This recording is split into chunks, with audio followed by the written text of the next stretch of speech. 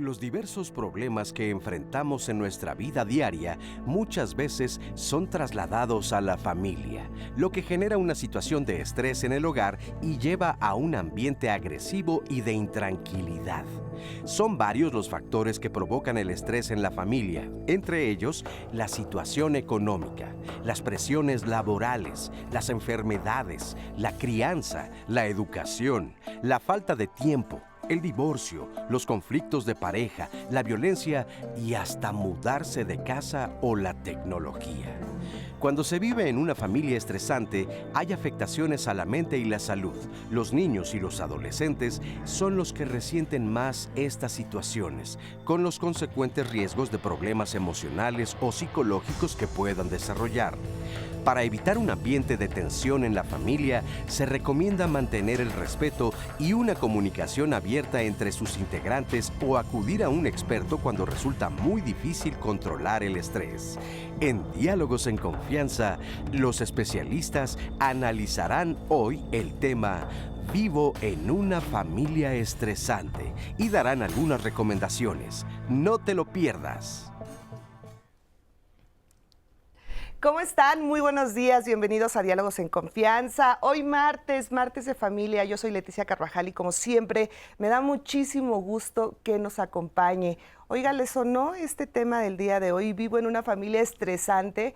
Bueno, pues sí, como lo escuchábamos, hay muchos factores, pero ¿qué causa el estrés? Y además, ¿qué podemos hacer si es que tenemos o estamos alrededor de una familia estresante? Bueno, pues lo invitamos a que se quede con nosotros porque nuestro grupo de especialistas que tenemos el día de hoy nos va a despejar todas nuestras dudas. Así que lo invitamos a que nos acompañe. Quiero saludar con muchísimo gusto a Lía Vadillo, quien estará alternando con Magdalena Alejo en la interpretación en lengua de señas mexicana. Muchísimas gracias, Lía, qué gusto saludarte. Y también saludo con muchísimo gusto, ya regresó Azucena Celis, ya está con nosotros. ¿Cómo estás, Azu? Bienvenida.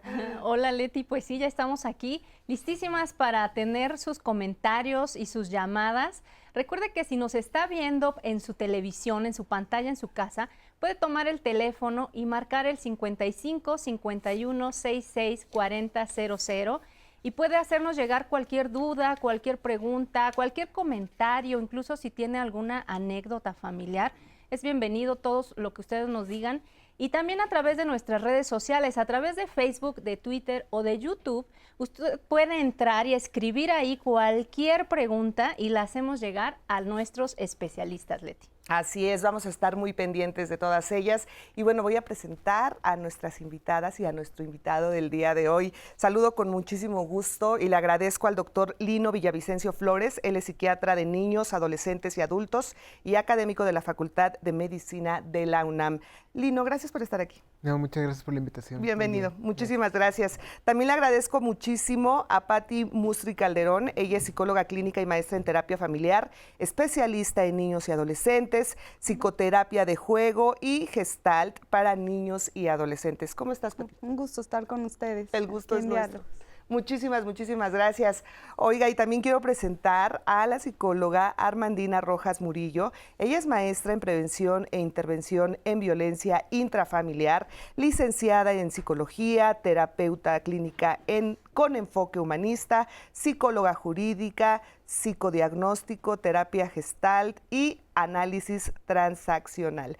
¿Cómo estás, Armandina? Gracias por estar aquí. Muy bien, mucho gusto de estar aquí, muy contenta. El gusto es nuestro, muchísimas gracias.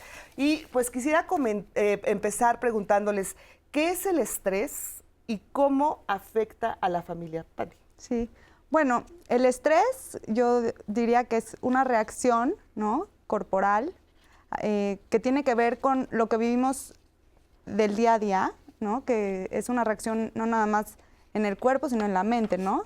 Bueno, ya bien el doctor nos va a poder explicar desde dónde viene esta parte del cortisol, qué genera en el cuerpo, pero realmente, como terapeuta familiar, pensando en las familias que consultan del día a día, pues sí, el estrés es algo que acoge a las familias, que si se maneja de manera, ¿no?, como en dosis necesarias, el estrés no es malo, es positivo. Lo malo es cuando ya, ¿no?, empieza a abarcar mucha parte de nuestra vida y entonces se genera ya un estrés mucho más crónico que es ahí donde muchas veces las familias llegan a consultar ya con un estrés crónico, con algo que ya genera mucha crisis familiar, que daña a los niños, a las familias, y es ahí cuando llegan a consulta. Y lo que me gustaría mucho como plantear aquí es como la prevención y la psicoeducación, porque no tenemos que llegar a niveles de estrés muy fuertes. Ajá, exacto, ¿no? Yo creo que la clave está en la prevención y bueno. Así es. Lino. Ok, creo que para comenzar a hablar de este tema tendríamos que como hacer un preámbulo, como hablar de algo previo del estrés como tal. Y sería como entender un poquito la diferencia entre, cómo comúnmente tendemos a ver el cuerpo y la mente como dos cosas separadas, y aquí entender que no los podemos ver de forma separada, sino que tenemos que ver como juntos. Entonces hablamos de que el cuerpo y lo que llamaríamos la mente, el alma, el espíritu, la forma en la que le queremos llamar, son parte de lo mismo. Y todo lo que incide en el cuerpo va a terminar incidiendo en la mente y viceversa. Todo lo que incide en la mente va a terminar incidiendo en el cuerpo. Entonces, ¿qué es el estrés?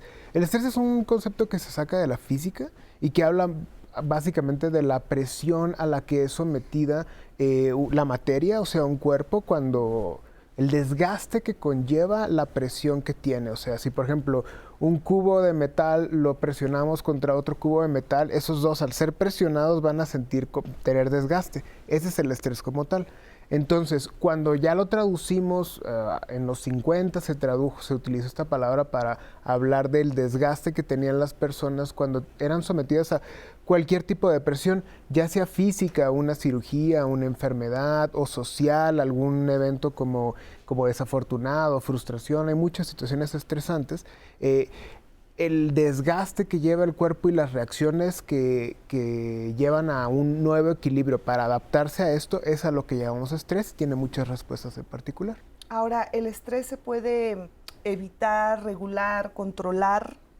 No queremos evitar el estrés, porque evitar el estrés sería igual a no vivir, ¿sí? O sea, la vida tiene roces, la vida tiene como fricciones, y esto va a ir generando estrés. O sea, es natural, pues. El estrés es totalmente natural. El estrés es algo que nosotros tenemos que aprender a reaccionar ante él. Lo que no queremos es que el estrés nos deje como resultados negativos, y por eso es que más adelante tendremos que ir aclarando a lo que llamamos estrés bueno y a lo que llamamos estrés malo, el distrés y el eustrés y toda esta parte. Muy bien, más adelante lo vamos a platicar. Ahora, ¿cómo afecta, Armandina, las relaciones familiares cuando hay pues exceso de estrés? Bueno, como decía el doctor Lino, al estar sometidos a una presión que en algunas ocasiones se convierte en una presión constante, que además nos está exigiendo que utilicemos pues recursos personales que pueden ser emocionales, físicos, económicos, y para pues resolver ya, ¿no? O sea, hay que resolver ya, y la presión cuando empieza a aumentar, pues esto comienza a hacer que en la familia no nos podamos comunicar, no me sienta a gusto, a lo mejor mis emociones están muy volátiles, ¿no? Y de pronto cualquier cosita y exploto, lloro, me enojo, o no puedo comunicarme. A veces suele suceder cuando ya la familia lleva mucho tiempo estresada, o un miembro de la familia en particular, pues ya no hay tiempo, por ejemplo, para divertirnos, ¿no? Ya ni quiero, quizás, ¿no? Estoy tal vez ya tan agotada, cansado, que pues ya no quiero, ¿no? Y entonces la comunicación pues se puede romper, y inclusive pueden aparecer conductas o dinámicas violentas, ¿no? Exactamente.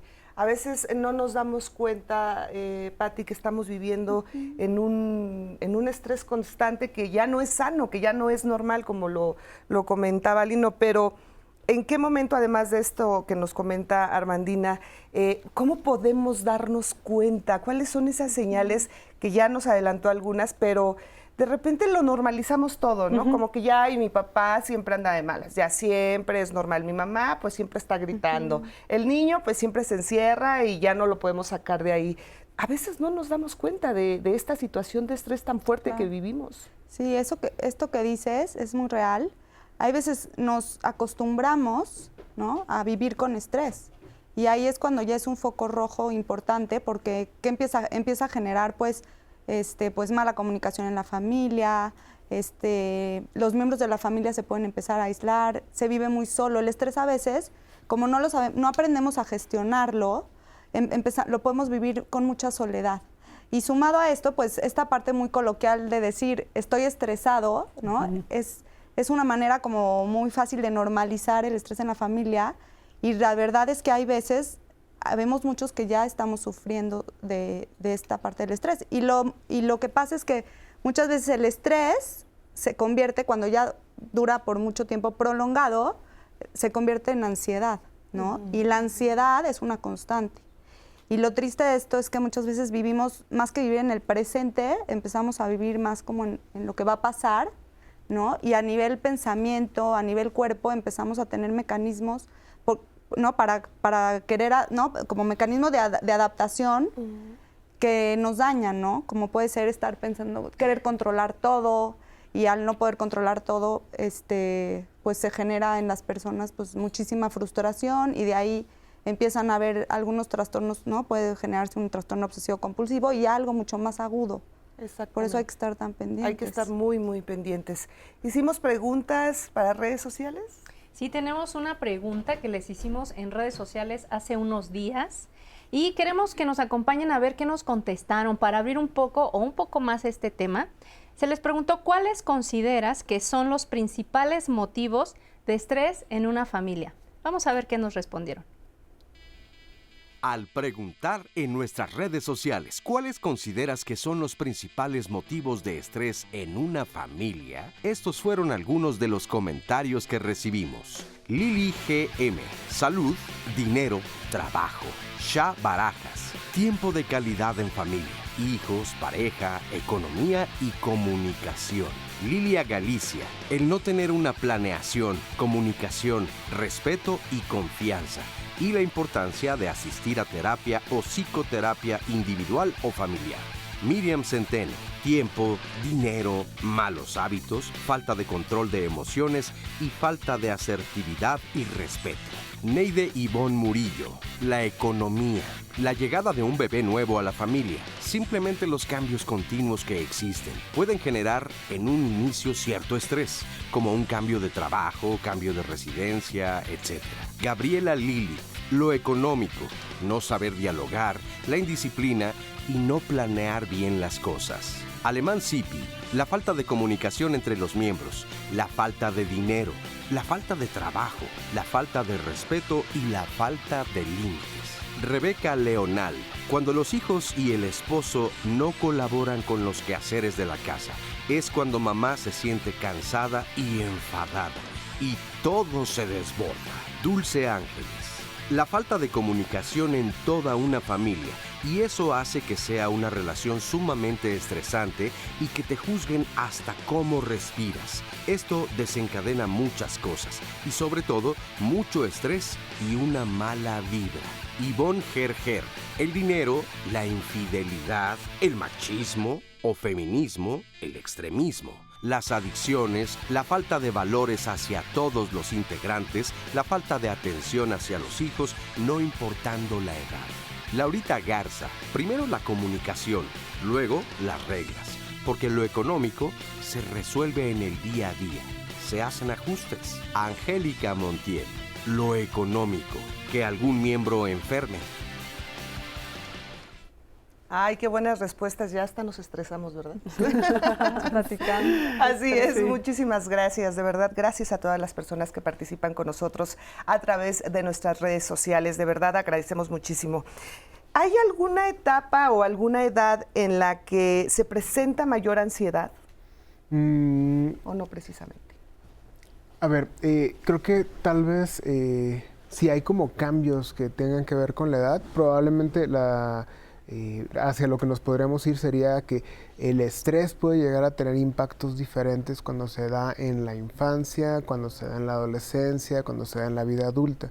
Y sabemos, por ejemplo, que incluso como desde lo prenatal, están como estas, como un poco como algunas evidencias científicas de que puede haber como cambios en el cerebro cuando hay como estrés constante durante el embarazo en una madre. Esto puede ir conllevando a temas en el desarrollo de áreas frontales y con eso, por ejemplo, temas que tengan que ver con, sí, con ansiedad, pero también con problemas de atención, de concentración. Esto en niños, por ejemplo. Pero por ejemplo, sabemos que eventos que son como muy catastróficos, como muy desagradables, como tal vez alguna situación como de algún abuso en la infancia, cuando es antes de los 7, 8 años, comúnmente tiene un impacto mucho más importante a cuando se da después de los 7 a 8 años. Entonces, sí puede llegar a haber como, digamos, entre más pequeño sea el cerebro, menos células tiene, y con esto, pues, cada célula representa un porcentaje más importante y entonces el impacto puede llegar a ser mayor. Entonces sí puede llegar a haber como diferencias. Ahora, también decir el estrés se expresa como ansiedad, no necesariamente. ¿Cuál es la diferencia, por ejemplo? La ansiedad es sabemos que la ansiedad es una respuesta de miedo cuando no hay un objeto que genere el miedo. O sea, la ansiedad se puede definir a la sensación del miedo sin el peligro como tal. Pero cuando alguien sufre de una situación de estrés, comúnmente hay dos mecanismos que entran aquí en acción en el cuerpo. Uno es el sistema adrenérgico, o sea, todo lo que tiene que ver con adrenalina y noradrenalina, lo cual nos prepara para luchar o como para pelear. Reaccionar. Ajá, y el otro es el cortisol, que lo que va a hacer es como regular, es como una hormona antiestrés, va a ir como disminuyendo el estrés. Entonces, las expresiones que se pueden dar posteriores al estrés desde lo que llamamos salud mental, o sea, desde la psiquiatría, son de ansiedad, de depresión, de irritabilidad, puede haber un trastorno obsesivo compulsivo, puede haber consumo de sustancias, puede haber temas de esquizofrenia, trastorno bipolar, puede haber prácticamente cualquier presentación dentro del catálogo de trastornos psiquiátricos se puede presentar ante una situación de estrés. Así es. Armandina, entonces no es lo mismo cuando, por ejemplo, tratar a una persona adulta, cuando ya está en un grado de estrés excesivo, que tratar a un niño. Cuando se trata a un niño, por ejemplo, es necesario o siempre tienen que estar presentes los papás, o sea, es como... Sí, yo recomendaría que, bueno, finalmente los papás o las figuras de crianza, pues estén presentes acompañando al niño tanto para permitirle y facilitar de alguna manera que exprese aquellas situaciones, emociones que lo están estresando, como también para poder darle una contención, ¿no? La contención, ¿a qué se refiere? La contención se refiere a, bueno, a que estás sintiendo esto, entonces aquí te vamos a recibir eso que estás sintiendo, ¿no? De manera amorosa, te estamos protegiendo y que eso no te lleve a tener algunas otras conductas que puedan ser dañinas, ¿no? Como podría ser, por ejemplo, en el caso de los adolescentes, el abuso de sustancias, en el caso de niños más pequeños, una irritabilidad exagerada, aislamiento o inclusive pues conductas de depresión, ansiedad, ¿no? Entonces, sí, el acompañamiento de la familia, de los padres y de las figuras de crianza es muy importante para ellos, ¿no? Claro. Oye, Ahora, Leti, ahorita sí. que están haciendo las diferencias, hay una pregunta de Guillermo Rodríguez que nos pregunta, ¿qué diferencia hay entre estrés y neurosis? Me parece que sería importante ahorita que están dando las diferencias, contestarle. La neurosis es un concepto que se postuló hace muchísimos años por parte de Freud y básicamente habla de una estructura que está conectada con la realidad, o sea que en eso difiere de la psicosis, pero que está sufriendo temas que tienen que ver con ansiedad, temas que tienen que ver con depresión. Digamos que la emocionalidad está como muy intensa, hay como mucha sensibilidad emocional hacia cualquier emoción. Y esto es desencadenado por un tema de estrés, más aparte la vulnerabilidad personal que tiene cada individuo, ¿no? Entonces, digamos que neurosis sería como el efecto y la causa sería el estrés. Ah, muy bien. Ahora, escuchamos mucho hablar de, ay, es que seguro está depresivo, seguro está depresiva, ay, es que es súper ansiosa. ¿Cuál es también la diferencia, me gustaría preguntarte, Pati, entre estas dos? ¿Cómo definir o cómo identificar a una persona depresiva? Ok. Bueno, la depresión tiene que ver con un estado de ánimo como una constante, ¿no? Que vaya como hasta esta parte de personas que ya no encuentran como esta parte de vivir placer, que ya nada les genera placer, que por más que intentan, ya no tienen como una motivación, un proyecto de vida, que en un largo plazo, ¿no? Esta parte de esta distimia, ¿no? Del ser humano, de que ya nada te llena. Y seguramente esta depresión viene de primero, ¿no? Puede ser de un estado de estrés agudo, en donde la persona estuvo sufriendo en casa, que esté pasando por una crisis importante familiar o laboral, ¿no? Muchas veces como al no poder pedir ayuda, no tener la ayuda necesaria, pues sí pueden caer en una depresión. Pero aparte de esto, bueno, también no olvidar la parte bioquímica del cerebro, ¿no? De la parte fisiológica.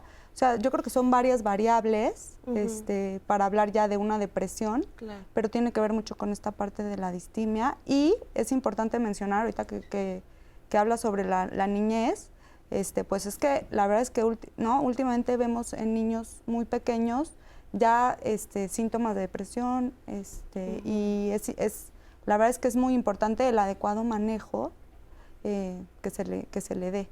Cuando te escuchaba hablar sobre cómo acompañamos en la psicoterapia, si tenemos que trabajar junto con los padres, a mí me gusta mucho pensar, yo soy terapeuta sistémica y sí trabajo con los padres, pero cuando abro el consultorio también para que el niño venga solo, se genera como una comunicación más directa, porque muchas veces el agresor o como el estresor está en casa, ¿no? A veces es un padre que abusa. Entonces, a mí me gusta mucho siempre hacer una buena alianza con el niño para desde ahí poder ayudarlo. Identificar. Y darle voz, ¿no? Exactamente. O sea, se puede trabajar como con ambas corrientes. Siempre trabajo con la familia. Al final es el núcleo donde ve el niño, pero me gusta mucho la voz de los niños. Claro.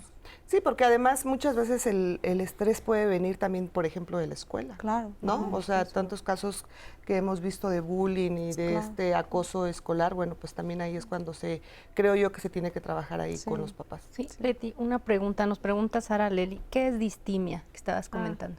Distimia es como esta parte de ya no poder sentir placer por nada, como, sí, ¿no, doctor? O sea, es como esta parte de que ya nada te causa placer, pero por un tiempo muy prolongado. O sea, a veces cosas que mínimas, por ejemplo, ver que te inviten al festival, es un ejemplo. Ir al festival del Día de la Madre, ¿no? En la escuela de tus hijos, te generaba muchísimo placer, mucha emoción, ¿no? Y ese tipo de cosas te empiezan a ya no generar como gusto y te pesa, o sea, como que te cuesta trabajo levantarte hasta de la cama, ¿no? Sí, ir perdiendo ese proyecto de vida, ¿no? Timos es afecto y dis es como alteración. Entonces la distimia es algo que antes se le llamaba depresión menor. O sea, es como la presencia de síntomas depresivos en menor cantidad, porque al final recordar que la depresión es un síndrome clínico, no es sentirse triste, sino es tener más de 4 o 5 síntomas en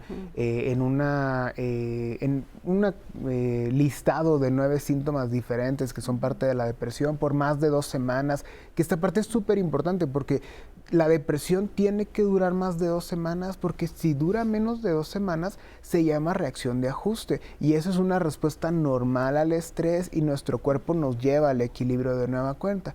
Entonces, la distimia era esta depresión menor que duraba, ahora se habla que dura más de 2 años en adultos, más de 1 año en niños y con algunos síntomas. No es demasiado intensa, pero sí está ahí presente y genera como disfunción. Por ejemplo, ¿cuáles son algunos de estos síntomas? Los síntomas de la depresión son el ánimo bajo, que es la mayor parte del tiempo, la anedonia, que es la incapacidad para sentir placer de las actividades, sobre todo lúdicas, los problemas en el sueño, sobre todo insomnio, los problemas en el apetito, sobre todo disminución en el apetito, problemas de concentración, problemas de atención, ideas de culpa, de minusvalía y la presencia de ideas de muerte. Y hay categorías, algunas clasificaciones manejan la fatiga y el cansancio como un síntoma y otras no. Ok, pues muy alertas entonces con si tenemos alguno de estos síntomas. ¿Cuánto se debe de tener como para, porque digo, a veces puedes tener fatiga y no es depresión? Claro. ¿Cómo se mide? El punto de corte está en 4 síntomas o más por más de 2 semanas. Ok. Y justo sí es importante aclarar esta parte porque el cortisol cuando se eleva genera algunas de esas respuestas como cansancio, como fatiga, como problemas de atención y concentración que podrían irse hacia depresión, pero también va a depender del tiempo. Ok, muy bien, muchas gracias, doctor. ¿Cerramos con comentarios? ¿Así? Sí, tenemos comentarios, de hecho hay más preguntas. Eri Arevalo, igual para regresando, nos pregunta, ¿qué terapia recomiendan para el adulto hijo de padre narcisista? Esa sería una pregunta. Tenemos acá más comentarios. Están escribiendo varias personas mayores que cómo pueden hacer ellos para gestionar el estrés cuando sus parejas comienzan a enfermarse ya de situaciones crónicas que incluso pues ellos sienten que van al borde de la muerte, ¿no? Entonces van varios adultos mayores que llaman que incluso no se sienten bien atendidos. Muy bien, pues regresando del corte, vamos a responder a estas preguntas. Lo invitamos a que continúe con nosotros. Regresamos.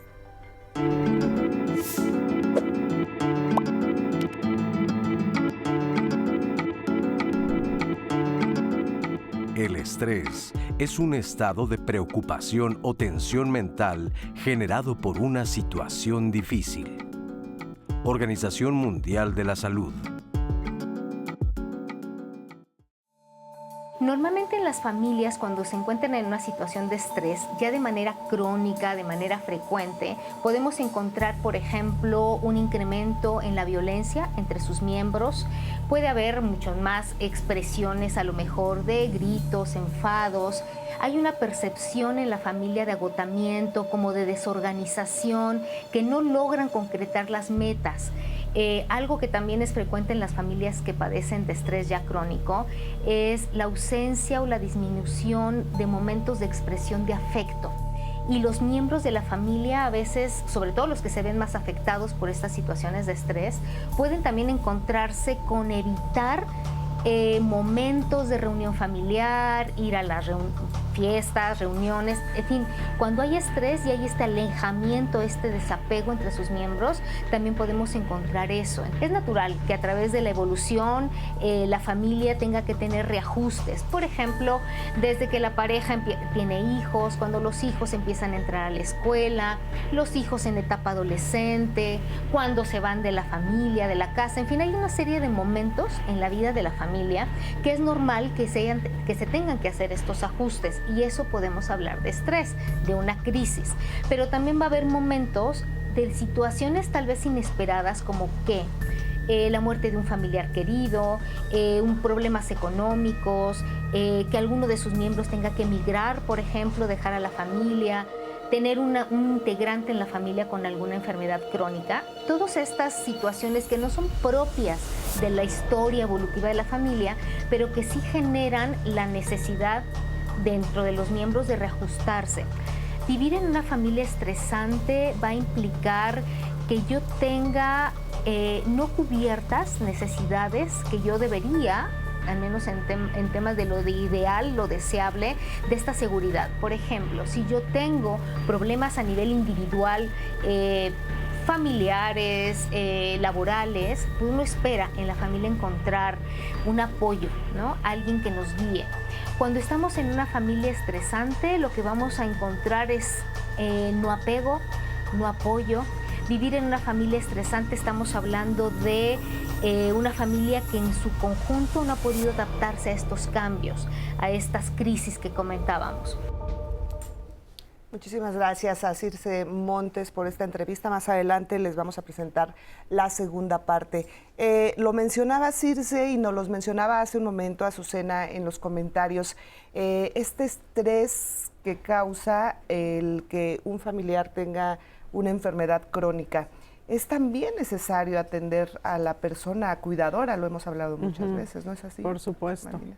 por supuesto, porque bueno, la presión, volvemos nuevamente a este principio, ¿no? De la presión, pues es constante, y también esta persona cuidadora pues muchas veces se tiene que olvidar de sí mismo, ¿no? Porque lo que apremia pues es el cuidado del enfermo crónico, ¿no? Y bueno, si es una enfermedad que además de ser crónica es degenerativa, o sea, que se va agravando, pues entonces los cuidados cada vez van a ser mayores, a lo mejor cada vez va a aumentar la dificultad en los cuidados y entonces, pues sí, el estrés, la presión es constante, ¿no? Y entonces, pues claro que el cuidador también requiere de cuidados y mucho autocuidado. Ya vamos a llegar pues a esta parte, ¿no? De cómo prevenir, de cómo autorregular, pero sí, o sea, mucho autocuidado también ahí, la atención, pues no solamente de parte de quienes puedan apoyarle o inclusive de una terapia, sino también de uno mismo, ¿no? Estar muy al pendiente de qué sí puedo atender, qué sí puedo cuidar de mí para poder aligerar o liberar un poco esa presión constante. Además, me parece que es un buen paso el que todas estas personas que están viviendo este tipo de situaciones ya nos estén escribiendo y ya nos estén diciendo, yo tengo este mal, yo ya me siento, pues ya no es normal esto que estoy sintiendo porque tengo un familiar enfermo. Entonces, sé que a veces la terapia pues no está al alcance de todos, no podemos. De repente se nos hace muy fácil decir, oye, pues ve a terapia, ve a que te atiendan, pero hay muchas circunstancias que a mucha gente les impide ir a terapia.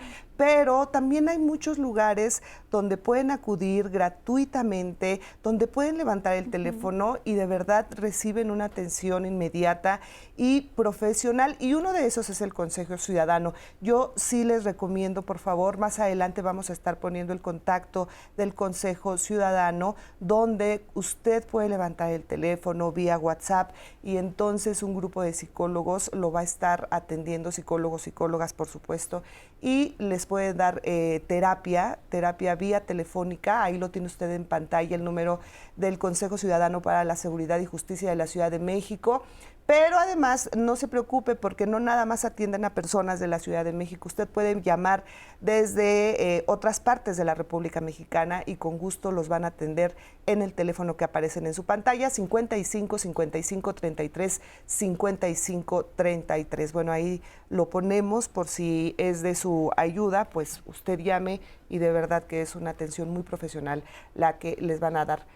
Tenemos más Sí, preguntas. de hecho tenemos un caso, digamos, que nos quieren compartir lo que siente esta persona. Es una mujer de 56 años y nos dice, para ella ya es un problema esta situación de estrés. Dice, mi problema empezó hace poco, tengo 56 años, la salud de mi perro, además la salud de mi pareja al saber que tiene insuficiencia renal crónica. A raíz de esto comencé a pensar en el futuro, de qué pasará sin darme cuenta que debemos estar en el presente y ayudar. Me empecé a estresar, a tener ansiedad, depresión y temores. Ya no puedo dormir con la luz apagada. Tanto es esto que me empezó a dar taquicardia y un dolor en el pecho que me corre hacia el hombro y la parte de atrás. Me dijeron que debo calmarme, que lo que tiene que pasar pasará y lo mejor es vivir los momentos. ¿Qué puedo hacer? Necesita atención muy probablemente, porque si estamos hablando de...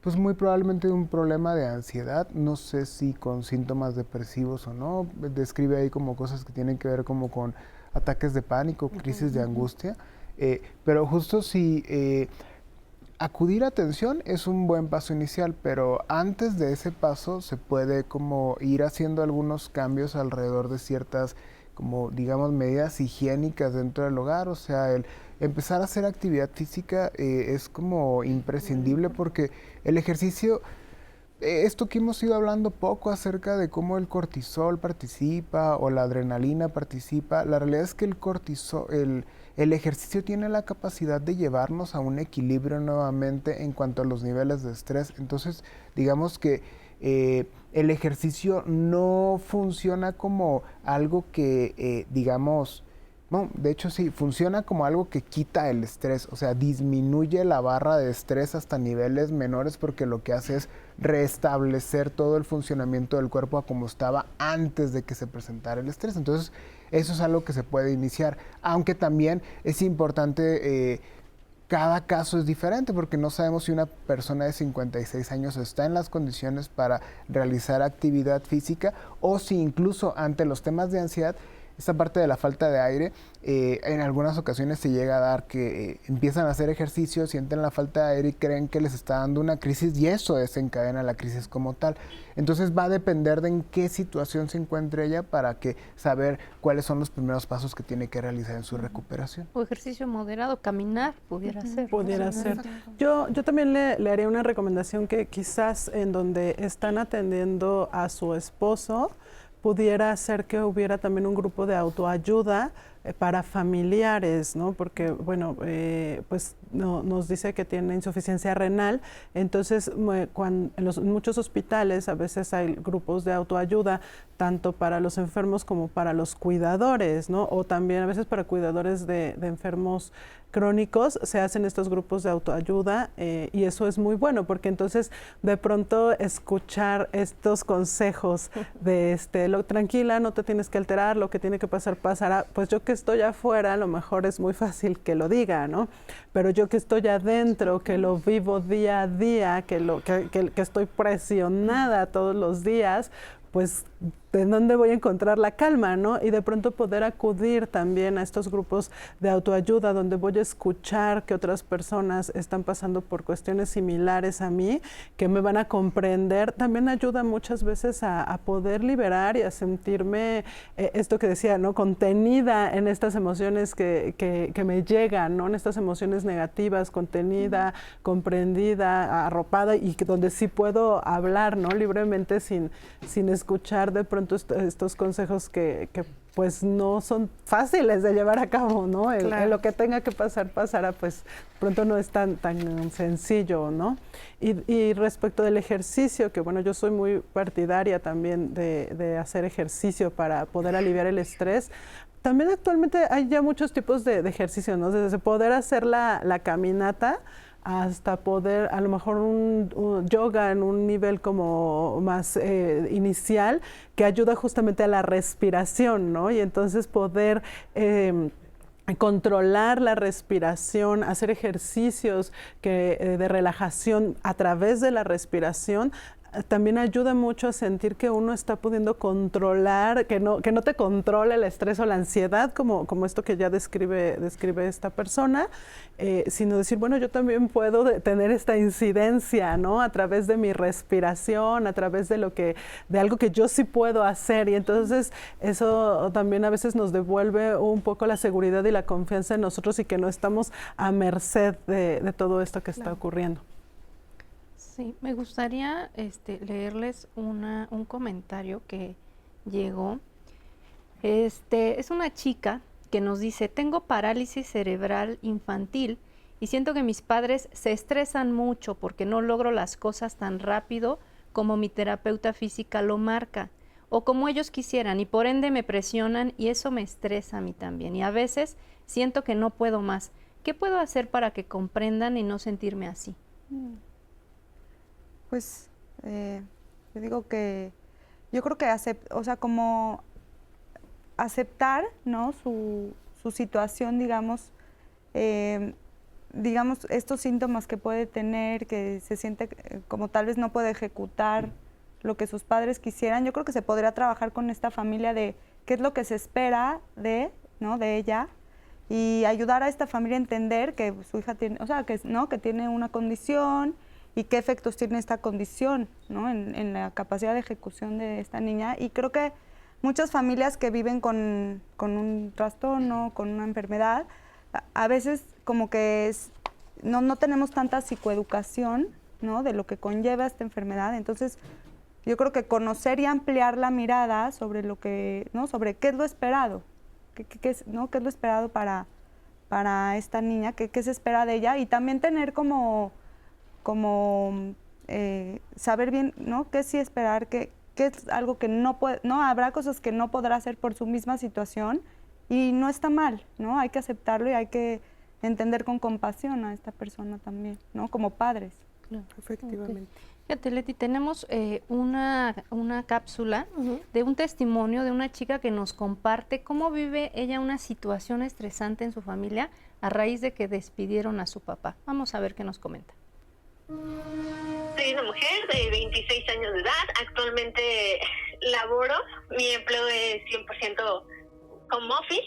Mi vida fue estresante cuando despiden a mi papá de su trabajo, ya que estaba diario con nosotros en casa y la mayor parte del tiempo estaba peleando con mi mamá, conmigo, mis hermanas, y pues todo el tiempo se la pasaba tomando. Lo despiden por recorte de personal y pues por la pandemia. Mi mamá la mayor parte del tiempo era estar peleando con él por la parte de que no tenía trabajo él, pues no hacía nada. Entonces pues ya no era normal ese estado de mi papá, y pues eso hacía que pues también parte de mi mamá estuviera de malas, pero también los pocos días que mi papá llegaba a estar bien, pues era jugar un papel en el que cuando mi papá estaba bien, ella estaba mal, y cuando ella estaba mal, pues mi papá estaba bien.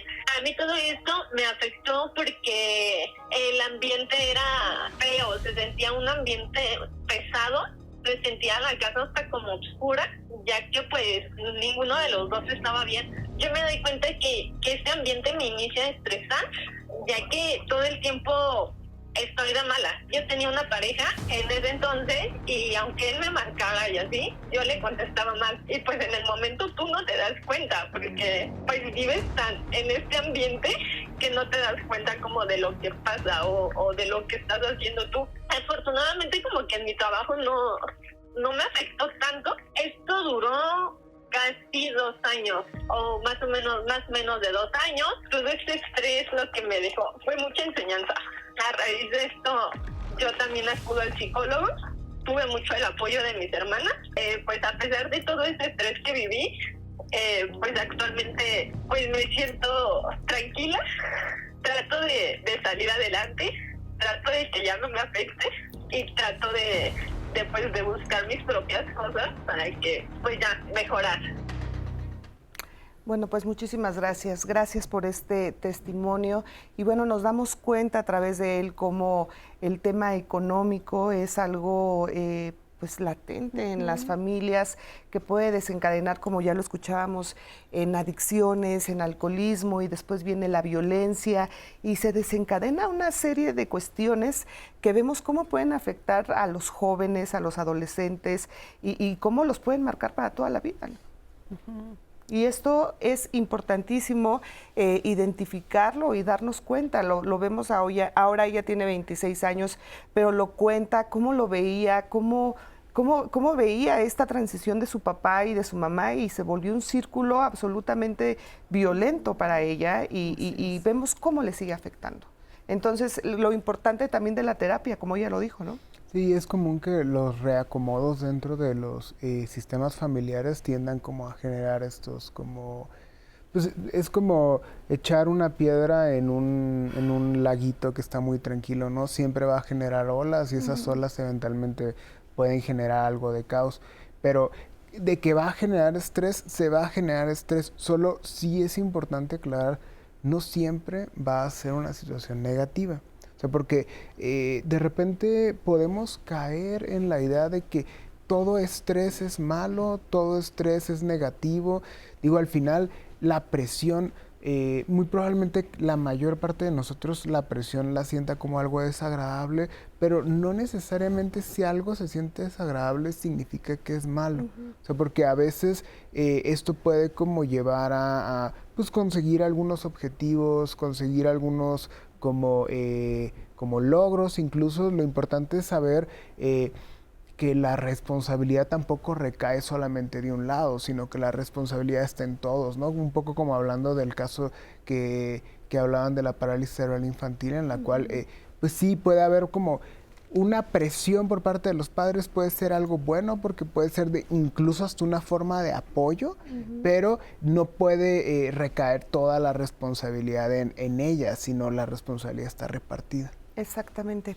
Ahora, muchas veces nos da miedo aún hablar de estos temas. Escuchamos cuando de repente, como lo mencionábamos, échale ganas, todo está en ti, va a tener lo que pasar, que lo que tenga que pasar va a tener que pasar. Todo es psicológico, o sea, es que tú le tienes que echar ganas, todo está en tu mente, ¿no? Y cuando tú vives un tema de depresión y de ansiedad, y lo digo porque yo en este momento estoy pasando por un tratamiento médico por depresión y ansiedad, te da muchísimo miedo contarlo porque todavía se tiene ese estigma de, ay, esta se está volviendo loca, o sea, literal, hay mucha gente que piensa de esa manera, o de repente te dicen, no hables, no digas que tienes depresión, no digas que tienes ansiedad, porque van a pensar que estás muy mal, ¿no? Y eso también hay que normalizarlo y que hay que entender que muchísima gente lo vivimos y es una enfermedad. Y es algo que tienes que tratar y no esconderlo. Y además decirle también a toda la gente que vive a nuestro alrededor y que cuando te animas a decir estoy mal, me siento mal, ya no puedo con esto que siento, ese apoyo de la familia es fundamental. Que no te volteen a ver y que te digan, ay, no, estás loca, tú ya solita, ya se te va a pasar. Eso es lo peor que le puedes hacer a una persona que tiene este tipo de estrés y este tipo de, pues, que se va desencadenando en varias situaciones. Entonces, la familia es fundamental y esto lo tenemos que entender padres, hermanos, hijos, todos los que están alrededor. Y si alguien pide ayuda, de verdad atenderla. ¿No es así, Armani?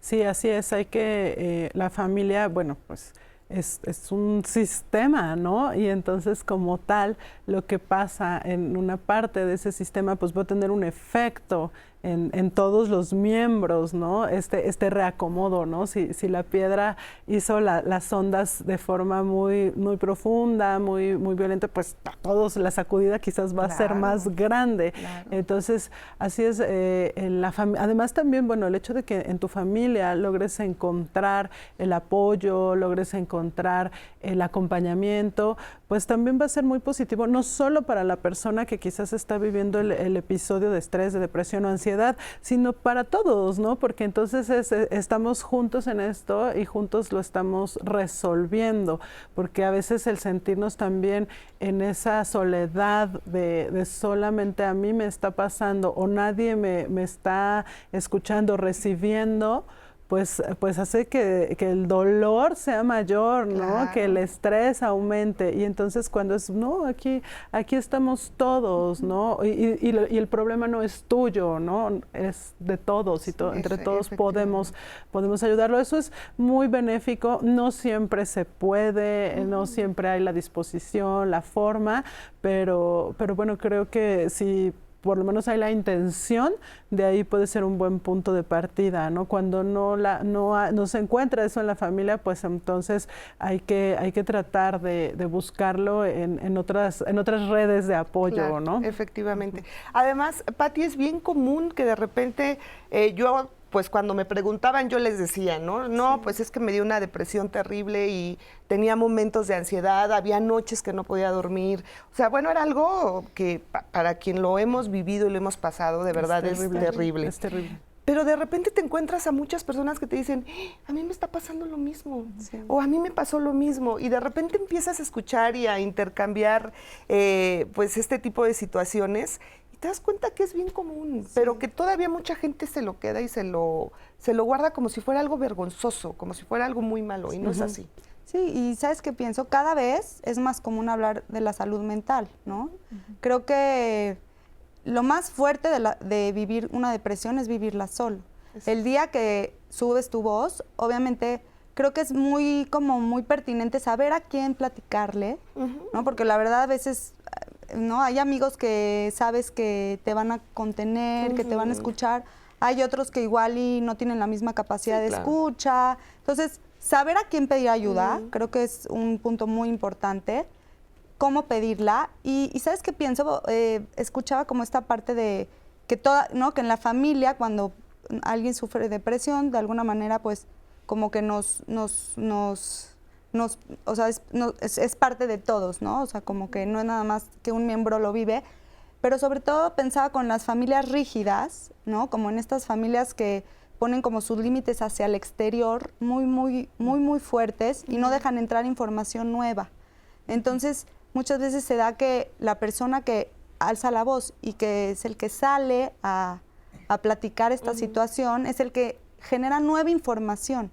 Entonces a mí me gusta mucho pensar que el que sale y platica y entonces se da cuenta que hay maneras, como tú, ¿no? Que hay maneras de estar mejor, que sí, ¿no? Que tienes una depresión y que no tiene nada de malo, al contrario, malo no tener un acompañamiento como se debe. Claro. Y la verdad es que cuando entra nueva información pensando como en un terapeuta o una amiga que te recomienda algo que a ella le sirvió, es súper enriquecedor hasta para el sistema familiar, no nada más para la persona que lo está sufriendo, sino para todo el sistema. Sí, claro, porque de repente te empieza a jalar la pareja, por ejemplo, ¿no? Vamos a hacer ejercicio y vamos, y entonces es una serie como de herramientas, o de repente a mí me pasaba que llegaba toda mi familia a visitarme, así como de, aquí estamos todos, entonces era así como, ay, ¿no? Ya te sacan como de ese hoyo tan hondo en el que estás viviendo y dices... Son herramientas súper importantes. Ahora, ¿qué tanto pesa, por ejemplo, el querer complacer a la familia y tratar de llenar todas las expectativas? De repente podemos ver a una mamá que dice que tengo que ser la mejor mamá, tengo que ser la mejor esposa, tengo que ser el mejor hijo y entonces mis papás quieren que yo tenga puro 10 y entonces mi esposa quiere que la lleve todas las vacaciones de viaje. ¿Esto qué tanto puede afectar y qué tanto estrés puede causar en los miembros de la familia? A ver, creo que estamos hablando de un tema, de un cambio de paradigma que se ha dado como de forma cultural y que es algo que vemos, pues, vemos mucho en la diferencia que podemos observar de cómo trata un adolescente a sus amigos o cómo trata un adolescente desde una perspectiva empática la depresión a cómo lo hace tal vez un adulto mayor que pues tal vez está en otra generación y que tal vez trae el otro paradigma. En paradigmas más antiguos hablábamos de cómo pues la función de los humanos dentro de la sociedad era la de resolver, ¿no? La de tienes un problema, voy a resolver el problema. Y hoy en día sabemos que empatizar no es resolver, o sea, empatizar no es quitarle la tristeza a la persona, sino es empatarme con esa tristeza, o sea, yo también sentir esa tristeza. Y para empatizar muchas veces no tenemos que decir una sola palabra, empatizamos con el rostro, de hecho, a través de las expresiones faciales. Entonces, justo de lo que estaban hablando antes era cómo se ha dado este cambio de paradigma, ¿no? Y cómo antes las familias decían, échale ganas, resuélvelo, ponte a trabajar, ponte a hacer ejercicio, cuando hoy en día más bien es como ponernos en contacto con esa tristeza y tratar de resolverla de otra forma. Así es. Bueno, pues vamos a hacer una muy breve pausa y regresamos con más de este tema. Vivo en una familia estresante. Lo invitamos a que nos acompañe aquí en Diálogos en Confianza y seguimos pendientes de sus comentarios. Regresamos.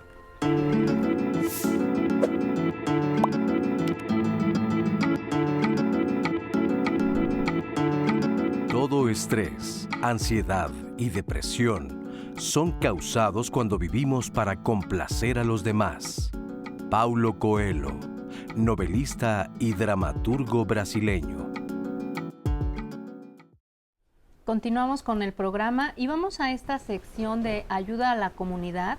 A continuación les vamos a mostrar imágenes de personas que han desaparecido en el país y les pedimos que vean estas imágenes con atención porque si usted reconoce a alguna de estas personas, que se la encuentre de camino al trabajo, que sea recurrente que la vea fuera de su casa, si usted le reconoce, le queremos pedir que nos llame, por favor, al 55 56 74 7902 y nos dé cualquier dato que pueda ayudar a dar con su paradero. La primera fotografía que usted verá corresponde a Uriel González Chona. Él desapareció en la colonia San Juan de Aragón, en la alcaldía Venustiano Carranza, en la Ciudad de México. La última vez que fue visto fue el 17 de agosto del 2023. Si usted tiene cualquier dato, le agradeceremos que nos marque al teléfono que aparece en su pantalla y que nos dé cualquier dato que pueda ayudar. La siguiente fotografía que va a ver usted es de Miriam Mercedes Bautista Tamayo. Ella desapareció en Ocotlán, Jalisco. La última vez que fue vista fue el 15 de agosto de 2023. De la misma forma, si usted la reconoce, le reconoce en algún lado que la haya visto, agradeceremos cualquier dato al 55 56 74 7902. La siguiente fotografía corresponde a Ramón Eduardo Hernández Hernández. Él desapareció en la colonia La Veleta, en el municipio de Ecatepec de Morelos, esto es en el Estado de México. La última vez que fue visto fue el 25 de julio de 2023. También de igual forma, si usted le reconoce, por favor, contáctenos para tener cualquier dato que pueda ayudar a localizarlo. La siguiente fotografía corresponde a Emilio Ruiz Muñoz. Él desapareció en la colonia Panamericana, en la alcaldía Gustavo Amadero, en la Ciudad de México. La última vez que fue visto fue el 16 de septiembre del 2021. Si usted le ha visto, si usted mismo de los que estamos mencionando está viendo este programa, por favor comuníquese con sus familiares porque le están buscando. Si usted se encuentra bien, cambió de vida, se fue a otro lado, por favor comuníquese con sus familiares o comuníquese al teléfono que estamos dando. Cualquier dato es valioso para saber su paradero. Y la última fotografía que le vamos a presentar corresponde a Alan Michel Salazar Castro. Él desapareció en la colonia San Pablo de las Salinas, en el municipio de Tultitlán, en el Estado de México. La última vez que fue visto fue el 17 de agosto del 2023. Si usted reconoció a cualquiera de estas personas, por favor, al teléfono que le estamos dando en pantalla, el 55 56 74 7902, agradeceremos cualquier información. Y continuando con el programa de hoy, bueno, los queremos invitar a que nos vean el día de mañana, porque mañana tendremos el tema ¿Cómo lograr adaptarme a la vida? En este programa vamos a tratar estrategias emocionales, cognitivas, personales, colectivas, de cómo se puede uno adaptar a los cambios de la vida y conectarse con ese fluir de manera positiva. Así es que mañana estaremos tratando este tema, no se lo pierda.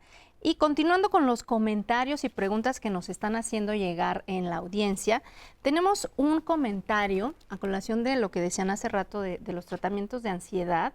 Verónica Varela en YouTube nos dice: estoy pasando por un cuadro de ansiedad. Me recetaron hidroxicina. Me da miedo tomarla. Mi pregunta es, ¿este medicamento causa adicción? ¿Cuánto tiempo debería tomarla? Depende mucho del caso. No es un medicamento que genera adicción. De hecho, es un antialérgico. Es un medicamento que se utiliza para las alergias de cualquier tipo, cutáneas o respiratorias, pero que es de estos como que generan sueño. No sé, seguramente casi todos recuerdan que los medicamentos para los antigripales, por ejemplo, hay de día y de noche. Los que son de noche es porque generan sueño, porque pues tienen algunos efectos como cerebrales. Entonces, frecuentemente se llega a dar ese tipo de medicamentos por el efecto del sueño. Y entonces ya durmiendo mejor, a veces disminuye la ansiedad, pero no siempre funciona así. Ok. Tenemos otro comentario también aquí en YouTube. Es una mamá, nos dice: ¿cómo puedo ayudar a mi hijo de 22 años, quien está pasando por depresión al grado de dejar la universidad por un año sin que lo supiéramos? Le hemos comentado de buscar ayuda, pero no lo ha hecho. ¿Qué podemos hacer? Pues, insistir, o sea, en ese caso sería insistir alrededor de que pues está teniendo problemas en su funcionamiento. Ya al tener problemas en su funcionamiento ya se marca que es candidato y probablemente pueda ser beneficiado por un tratamiento psiquiátrico. Entonces, y la verdad es que tanto la terapia como el tratamiento farmacológico pueden llegar a tener como sus ventajas y sus desventajas. La realidad es que el tratamiento farmacológico en estos grados que llaman un poco más graves, tiene la ventaja de que pues es muy pasivo el tratamiento, ¿no? O sea, realmente solamente es necesario tomar el medicamento, no es necesario acudir a terapia ni trabajar. Entonces, tal vez ese puede ser un buen paso inicial para su recuperación y eventualmente para ya trabajar en terapia lo que haya generado esta situación. Y podría sumar algo ahí, como esta parte de no criticar, ¿no? Porque muchas veces cuando un hijo adolescente está pasando por una depresión, tendemos como a desesperarnos y a pensar esta parte de es que échale ganas, ¿no? Y no va por ahí, no es échale ganas, ¿no? Sino que qué podemos hacer con esta situación y que la verdad nos tiene un trasfondo familiar. Y de alguna manera, una manera como de poderte acercar a tu hijo es no desde la crítica, porque si criticas o si siente que lo estás juzgando, eso lo va a alejar más de ti. Entonces tienes que hacerlo con empatía, con esta contención, con decirle, te entiendo y quiero ayudarte, ¿no? Como con esta ayuda como muy abierta al cambio, a la empatía. Sí, acompañar. Yo también quisiera sumar que, bueno, a veces es conveniente también hablar de lo que a la familia le está generando el saber que estás atravesando por esta situación. ¿Por qué también estoy insistiendo tanto en esta ayuda? Porque efectivamente no hay que dejar de insistir, ¿no? Entonces, ¿por qué también estoy insistiendo desde la empatía, desde lo que yo siento, ¿no? No desde culpabilizar o juzgar, como dice Patti, sino también a veces desde me preocupas, te quiero tu bienestar, me angustia, me estreso inclusive, ¿no? Y los distintos como opciones que a veces hay para poder acceder a la ayuda, que no necesariamente a veces es el ve y siéntate a hablar con alguien, ¿no? El Instituto Nacional de Psiquiatría tiene también un programa para atender depresión que es en línea. Funciona desde antes de la pandemia y tienen ahí grupos de autoayuda, ¿no? Todo es mucho como el trabajo en línea, y hay también un grupo de autoayuda donde uno pues escribe, ¿no? Escribes cómo te estás sintiendo, tienen un foro y tú vas escribiendo, la gente te contesta y es bueno, ¿no? Ayuda mucho. Tienen también ahí una guía de actividades que puedes ir haciendo como diariamente para ayudar a sentir mejor, y a veces eso puede funcionar para que dices, bueno, no tengo que salir, no tengo que ir a enfrentarme a hablar con quién sabe quién, de quién sabe qué me va a decir, cómo me va a ayudar. A veces también hay una resistencia, ¿no? Que a acudir a terapia de, pues, ¿y qué me va a decir, no? ¿Y cómo me va a ayudar? ¿O por qué voy a tomar pastillas? Entonces, puede ser un primer acercamiento. Hay un video que a mí me gusta recomendar mucho, que se llama El perro negro de la depresión, que también a veces verlo es cortito, ayuda mucho a entender lo que me está pasando o por lo que está pasando mi familiar, mi ser querido, y entonces esos primeros acercamientos a poder entender son pasitos chiquitos que van dando hacia decir, voy a buscar esa ayuda, está bien, voy a intentar hacer algo para sentirme yo mejor, y que todos podamos estar pues de otra manera, ¿no? El perro negro de la depresión. Ajá, así se llama. Muy bien, ahí lo buscamos en YouTube. Ahí lo buscan en YouTube y lo vamos a ver. Sí, muchísimas gracias por la recomendación. Okay. Tenemos más comentarios. De hecho, les agradecemos mucho a la audiencia su confianza. De verdad que escucharles, leerles, como decía Leti, nos damos cuenta que pues todos hemos pasado o estamos pasando por ahí y estamos juntos también para salir de eso, ¿no? Claro. Aquí tenemos otro comentario, una mujer nos confía, muchas gracias. Dice, perdí a mi hijo hace 7 años y a mi papá hace 7 meses. Y ahora siento que todo me molesta, que nada está en su lugar, todo me irrita, todo me pone de mal humor. Siento que no valoran lo que hago. ¿Qué le podemos decir? Pues pienso que, primero que nada, lo siento mucho. Son pérdidas muy importantes en la vida del ser humano. ¿Y qué podemos recomendar? Yo creo que cuando se vive un duelo, se pasan como por muchas fases, que muchas veces no son en orden. Una de ellas es el enojo, ¿no? O sea, nos enoja esto que nos pasó, que es cuando nos preguntamos, ¿por qué a mí? ¿No? Y creo que para llegar a darle como, bueno, a veces esto no tiene sentido, duele muchísimo. Perder un hijo es como es de las peores pérdidas que pueden haber.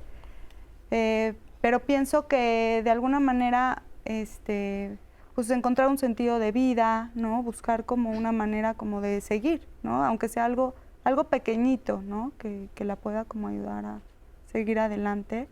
¿Pero qué es lo que preguntaba específicamente? O sea, solamente nos lo quiso compartir y qué le podemos decir a ella, ¿no? Que no sabe cómo salir de la pérdida de su hijo, la pérdida de su papá, y entonces dice que ya no tiene ganas de absolutamente nada y no le encuentra sentido. Entonces también ahí sería importante buscar ayuda profesional. Y pensando como en los grupos, ¿no? Hay grupos que acompañan el duelo, ¿no? Un grupo siempre es muy bueno porque te encuentras gente que ha pasado por situaciones no iguales, porque cada quien lo vive diferente, pero parecidas, ¿no? Entonces ahí es un buen lugar como para ir a hablar de esto que tanto nos duele, porque la verdad es que el dolor, ¿no? El dolor es algo que se vive muy fuerte y a veces genera un sufrimiento, que ese sufrimiento puede ser como de manera muy prolongada, muy aguda, y cuesta reinsertarse a la vida. Entonces, los grupos son muy buenos porque te vas a encontrar gente que pasa por situaciones parecidas y desde sus narrativas, desde lo que platican, se generan lazos fuertes que a veces eso hace que vayas hacia adelante.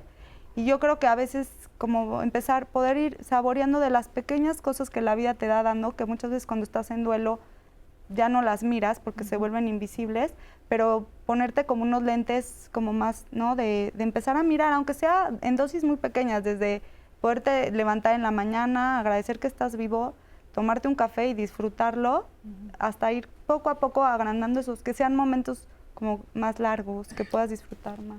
A ver, aquí creo que como complementando un poquito, hemos hablado de cómo evitar el estrés no es exactamente la mejor opción. La opción es enfrentar el estrés, ¿no? A través de las medidas de afrontamiento. Y las medidas de afrontamiento pueden llegar a ser como múltiples. Esa es la forma de enfrentarse al estrés y de disminuirlo como tal. Y los grupos pueden ser muy útiles en el sentido de que son muchas personas que están presentando el mismo problema y que han afrontado el estrés de formas diferentes. Digamos que de alguna forma el grupo representa un catálogo de herramientas para afrontar el problema que yo estoy presentando, y por eso es que el sentido de enlace comunitario es tan importante alrededor del enfrentamiento del estrés. Y aquí también caería el por qué la familia es tan importante alrededor del enfrentamiento del estrés. A ver, al final, no sé, casi la mitad o un poquito menos de las causas del estrés tienen que ver con amenazas, ¿no? Con sentir que hay una amenaza hacia mi vida, hacia mi estatus, hacia mi integridad, hacia cualquier cosa. Y la mejor forma de enfrentar una amenaza, pues es en conjunto, es no estando solo. Entonces, hay muchas características desde las cuales los grupos pueden ser súper útiles para como una medida de afrontamiento del estrés como tal. Efectivamente. Okay. Tenemos una llamada, de hecho les agradecemos a todos los que nos están llamando. Recuerden el 55 51 66 40 00. Nuestro centro de contacto con la audiencia está recibiendo todas sus llamadas y nos las está haciendo llegar aquí al foro. Tenemos un comentario, una persona de 59 años de forma anónima nos comenta: tengo un hijo de 19 años, pero es muy renuente y me enoja que mencione que está ocupado cuando no lo está. Me estresa que no pueda cumplir las expectativas de mi familia. ¿Qué es lo que puedo hacer? ¿Para qué? Sería la pregunta, ¿no? Porque podría, para tal vez no vivir tan estresado, podría tal vez tener menos expectativas, dado que tiene 19 años el chico, ¿no? Pero es que depende mucho de la situación, porque podría ser que realmente el chico no esté haciendo nada o que sí esté haciendo algo. Entonces, digamos que necesitamos mucha más información para poderle dar realmente una recomendación a esta persona. Y algo importante es no olvidar que los adolescentes, ¿no? Muchas veces son perezosos, que necesitan dormir un poco más, ¿no? Que su estilo de vida es diferente al de los adultos, porque muchas veces somos ya adultos y queremos que nuestros hijos sean adultos pequeños, ¿no? O sea, que ya tengan como toda esta parte ya de responsabilidad y no, todavía no es su tiempo. Yo creo que la responsabilidad de un adolescente, número uno, es la educación, o sea, que cumpla con la parte de la escuela, y creo que eso ya es una tarea muy importante, ¿no? Cumplir con la escuela es una de sus primeras, de lo que te tienen que regresar, ¿no? Creo. Sí. Y fíjate, justo de este tema, bueno, hablando de estos, este estrés que puede causar tal vez un adolescente, ¿no? O un niño, también a los papás, es que no me está entendiendo, no se levanta, no hace, no acciona, está en la edad, ¿no? Todo. Lo ves muy personal. Exactamente. ¿No? Bueno, pues tenemos esta segunda parte de la entrevista con Circe Montes de Oca, y Ella nos habla justo en esta entrevista de los motivos que causan estrés en los niños y la forma de enfrentarlos en familia. Vamos a escucharlo. Poder dar una estadística estricta de qué o cuántas familias padecen de estrés es complicado, pero sí encontramos diversos estudios en distintos países en donde las personas reportan, más del 70% de las personas reporta que su fuente de estrés mayor es la familia, incluso por encima del tema laboral, financiero.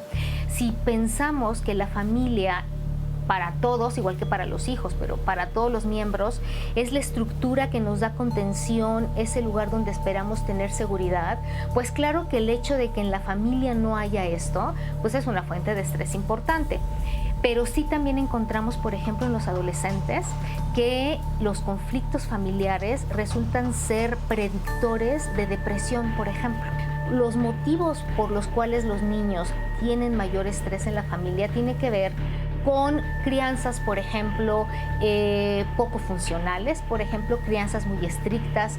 Puede haber crianzas también muy inestables, en donde los niños no tienen límites o claridad de lo que sí se puede hacer o no se puede hacer.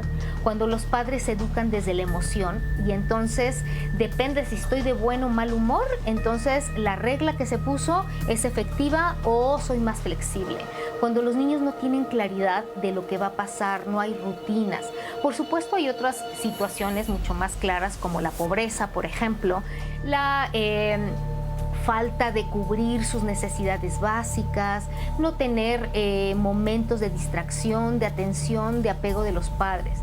Cuando nosotros recibimos a un niño con altos niveles de ansiedad, de estrés crónico, estamos pensando en una familia que no le está generando la seguridad que busca cualquier niño en su familia como sus protectores. Y también podemos encontrar efectos de padres en lo que en lo individual tienen un tema también de estrés laboral, de estrés personal. Puede ser que alguno de los padres de familia tenga algún trastorno por ansiedad, por ejemplo, depresión, como algo más que en el constructo familiar, desde lo individual, pero que por supuesto va a afectar al niño. Enfrentar el estrés familiar, por supuesto, no es el mismo abordaje para todos los integrantes. Va a depender de la edad. No es igual el abordaje que se pueda dar con un niño. Por ejemplo, en terapia, en niños que tienen situaciones de ansiedad, de depresión, que uno encuentra que el factor familiar es muy importante. No es igual que estar con un adolescente o estar con el adulto. Entonces, el abordaje, por ejemplo, de estrés familiar con un niño involucra sí o sí el involucramiento de los padres. No así cuando ya somos adultos. A lo mejor ya tenemos mucho más recursos, más camino andado, y es diferente el abordaje. Por supuesto que tiene que ver también los propios recursos emocionales, temperamento, perfil de personalidad, pero normalmente nosotros recomendamos el abordaje desde lo individual, porque va a haber una serie de estrategias que vamos a necesitar echar en marcha cuando estamos en una crisis, pero también la atención desde la terapia familiar. Muchísimas gracias, Irse. Un fuerte abrazo y gracias por todos tus comentarios que son de muchísima utilidad. Y bueno, esta importancia de atender. Hay mucha gente que nos han llegado comentarios de me recetaron esta pastilla, esta medicina, pero no la quiero tomar porque me da miedo que me cause adicción. Y de repente pensamos que es malo el medicamento psiquiátrico, no es el tema que estamos manejando como tal. Pero ¿qué le dirías a todas estas personas que por algún motivo tuvieron que llegar a este tipo de herramientas para poder salir de...? Yo diría que los prejuicios matan. O sea, justamente que a veces tener un prejuicio y pensar previo a haber vivido la experiencia de un tratamiento puede representar muchísimos riesgos para la persona, porque existen justamente muchos prejuicios alrededor de los tratamientos que tienen que ver con la salud mental, cuando justo quise como empezar diciendo, hay que tratar de ver más como lo hacen las filosofías orientales y no como nuestra filosofía occidental, la mente y el cuerpo como parte de lo mismo, como si fuera un yin-yang, así como están integrados en la misma esencia, y entonces lo que le hagamos a la mente va a incidir en el cuerpo y lo que le hagamos al cuerpo va a incidir en la mente como tal. ¿Existen medicamentos que puedan llegar a ser adictivos de los que se manejan en psiquiatría? Sí. Solamente las benzodiazepinas, o sea, los que se consideran como calmantes, que ahí entran el clonazepam, el diazepam, que se utilizan incluso como hasta de forma recreativa y de abuso por parte de adolescentes o adultos jóvenes. Esos son los únicos que en general se llegan a utilizar cada vez menos, o sea, la verdad es que están cada vez más en desuso, pero hay muchas opciones que no son adictivas. Y por otro lado, también hay muchos medicamentos que se utilizan para casos muy graves, como la esquizofrenia o como el trastorno bipolar, que en dosis pequeñitas se pueden llegar a utilizar en casos que no son tan graves. Entonces, digamos, se trata de pensar que las etiquetas como tal no hacen algo bueno o algo malo. Las etiquetas no. Tenemos que ver a través de la etiqueta e individualizar cada situación para entonces saber si le cae bien o le cae mal. Oye, y también recomendar ir con médicos especialistas y no dejarse llevar de repente de, mira, a mí me dan esta pastillita y yo con esto duermo súper bien, tómatela. Eso también es muy malo. Sí, pero... Automedicarse. Ok, sí, la automedicación totalmente, claro, totalmente claro. Estamos en contra, sobre todo en situaciones como estas que de repente sabemos que tienen que ver con tiempos, con cantidad de síntomas, que algunos casos van a responder mejor a algunos medicamentos o algunos casos van a responder mejor a terapia. O sea, sí hay que tener como mucha precaución alrededor de toda esa parte, pero también decir que la depresión la puede tratar un médico, no necesariamente un psiquiatra. Eso es para decir que en todos los lugares de la República debe de haber un médico que puede tratar la depresión. Esto es muy interesante. Y además, no en todos los casos es medicamento. Con terapia también se puede salir de una situación. Pero todos los médicos llevan psicología médica, entonces también pueden hacer intervenciones. Perfecto, muy bien. Muchísimas gracias. Oigan, les recuerdo que los datos de todos nuestros especialistas, porque ya nos están escribiendo, ¿cómo contacto al doctor Lino? ¿Cómo contacto a Pati? Bueno, no se preocupen porque en nuestras redes sociales de Diálogos estarán todos sus datos. Regresamos.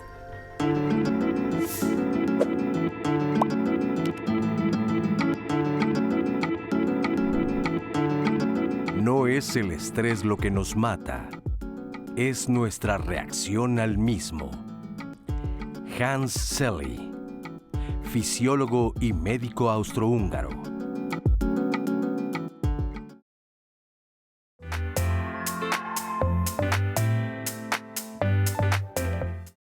El desgaste que lleva el cuerpo y las reacciones que llevan a un nuevo equilibrio para adaptarse a esto es a lo que llamamos estrés. En los 50 se utilizó esta palabra para hablar del desgaste que tenían las personas cuando eran sometidas a cualquier tipo de presión. Es algo que acoge a las familias, que si se maneja de manera, ¿no? Como en dosis necesarias, el estrés no es malo, es positivo. Lo malo es cuando ya, ¿no?, empieza a abarcar mucha parte de nuestra vida y entonces se genera ya un estrés mucho más crónico. Comúnmente tendemos a ver el cuerpo y la mente como dos cosas separadas y aquí entender que no los podemos ver de forma separada, sino que tenemos que ver como juntos. Todo lo que incide en el cuerpo va a terminar incidiendo en la mente y viceversa. El estrés es totalmente natural, el estrés es algo que nosotros tenemos que aprender a reaccionar ante él. Lo que no queremos es que el estrés nos deje como resultados negativos. Nos acostumbramos, ¿no?, a vivir con estrés y ahí es cuando ya es un foco rojo importante porque ¿qué empieza a generar? Pues mala comunicación en la familia, los miembros de la familia se pueden empezar a aislar. Las expresiones que se pueden dar posteriores al estrés desde lo que llamamos salud mental, o sea, desde la psiquiatría, son de ansiedad, de depresión. La ansiedad se puede definir a la sensación de miedo sin el peligro como tal. Últimamente vemos en niños muy pequeños ya síntomas de depresión y la verdad es que es muy importante el adecuado manejo que se le dé.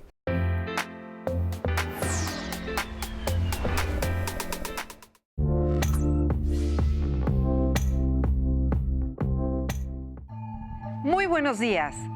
El hogar es el lugar donde deberíamos de encontrar refugio, consuelo y apoyo emocional.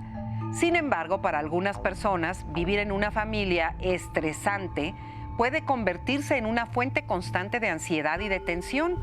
Los problemas familiares, la falta de comunicación efectiva y las dinámicas disfuncionales pueden generar un ambiente tóxico que afecta profundamente la salud mental y emocional de quienes lo experimentan. Vivir en un entorno familiar estresante puede llevar a un aumento significativo de la ansiedad. La constante exposición a conflictos, a discusiones, a tensiones emocionales puede generar un estado de alerta constante donde los miembros de la familia se sienten inseguros, temerosos de expresar sus emociones.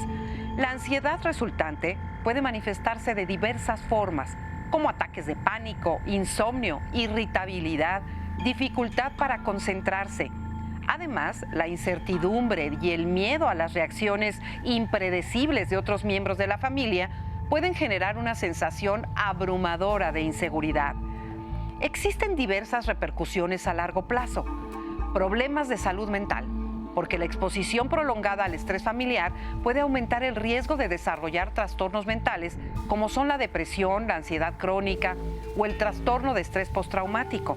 La falta de apoyo emocional y la presencia constante de conflictos pueden socavar la autoestima y la confianza en uno mismo.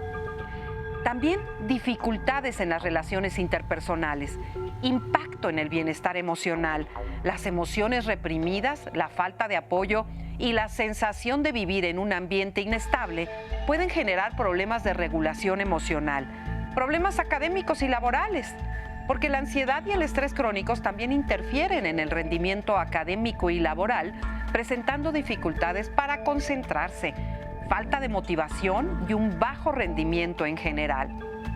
Así que si tú vives en una familia así, busca ayuda profesional y establece límites personales que te ayuden a protegerte emocionalmente y a sobrellevar esa situación. Muchas gracias, Marisa, por esta reflexión, como siempre muy importante.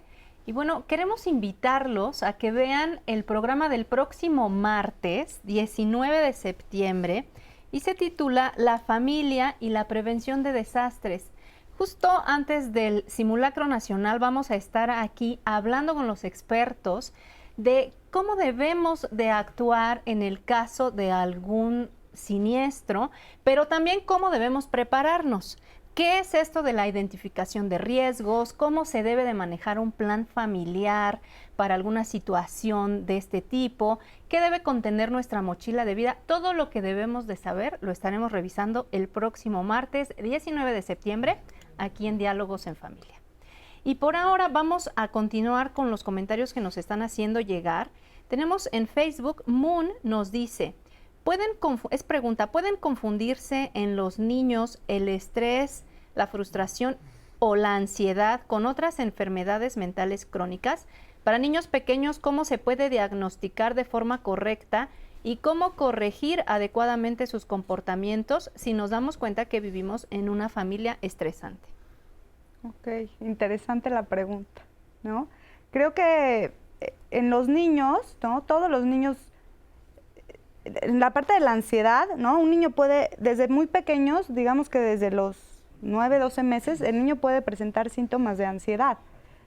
Ya bien dicho, por ejemplo, la ansiedad de separación es como una clave muy clara de que un niño, ante la no presencia de su cuidador principal, sí tiene síntomas de ansiedad, ¿no? En el cuerpo, ¿no? Está irritable, llora, quiere a su mamá, aunque no lo verbaliza, lo expresa con el cuerpo.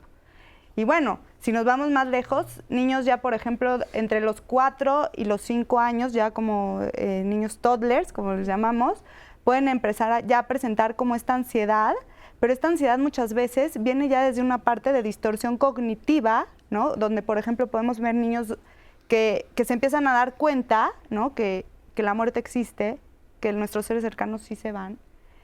que el mundo no es tan bueno como parece, que haya, ¿no? Y más con toda esta parte de las redes, ¿no? La comunicación, la televisión, todo lo que ven, eso genera ansiedad en los niños. Entonces, desde una edad muy temprana ya podemos ver síntomas de ansiedad en los niños. Porque ya tienen más conciencia de las cosas. Claro, empiezan a crecer y empiezan a darse cuenta de que pues el mundo no es tan bueno como Oye, ellos piensan. yo quisiera preguntarles a propósito de este tema, ¿a qué se debe o a qué significa resiliencia? ¿Por qué se dice que los niños son más resilientes?